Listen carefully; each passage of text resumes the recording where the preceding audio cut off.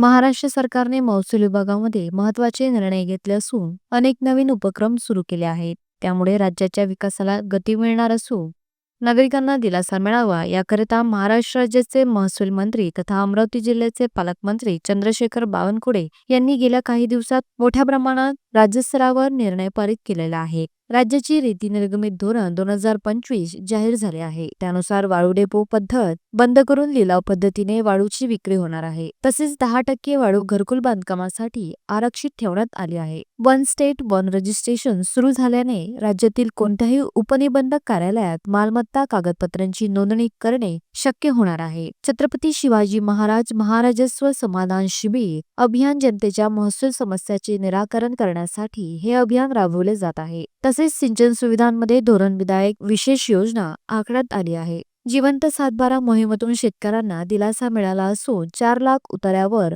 वारस नोंदणी करण्यात आल्या आहे.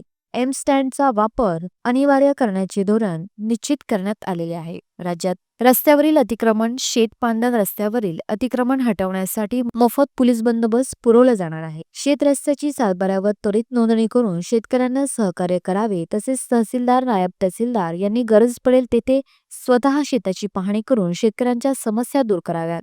आधुनिक AI ड्रोनच्या माध्यमातून खाणींची पाहणी करण्यात येणार आहे. जन्म मृत्यू बोगस प्रमाणपत्र वितरणावर चाप बसणार असून जन्म मृत्यू नोंदणी अधिनियमात सुधारणा करण्यात आली आहे. आता घरबसल्या ई-मुद्रांक प्रमाणपत्र मिळणार आहे. शेतकऱ्यांना गड माती मुरुम विनामूल्य मिळणार असून घरकुल बांधकामासाठी मोफत वाळूची रॉयल्टी मिळणार आहे. शैक्षणिक प्रमाणपत्रासाठी मुद्रांक शुल्क माफ करण्यात आले असून विद्यार्थ्यांना 500 रुपये स्टॅम्पची सक्ती रद्द करण्यात आली आहे. सलोख योजनेने मुदतवाढ दिली असून शेती वादांवर कायमस्वरूपी तोडगा काढला जाणार आहे. माझी जमीन माझा हक्क अभियानासाठी राज्यस्तरीय समिती गठीत करण्यात आलेली आहे. महाराष्ट्रातील शहरी विभागांसाठी नक्षा कार्यक्रमाला शासनाची मान्यता मिळाली आहे. तरी महसूल मंत्री चंद्रशेखर बावनकुळे यांचे विभागामार्फत काढण्यात आलेले सर्व शासकीय निर्णयांची काटेकोरपणे अंमलबजावणी अमरावती जिल्ह्यात व्हावी व सामान्य नागरिक, शेतकरी, कष्टकरी, विद्यार्थी, व्यापारी, वयोवृद्ध व महिला यांना सर्व योजनांचा लाभ मिळावा, कुठलीही तक्रार येऊ नये याबाबत काळजी घ्यावी, असे निर्देश पालकमंत्री बावनकुळे यांनी प्रशासनाला दिले आहे.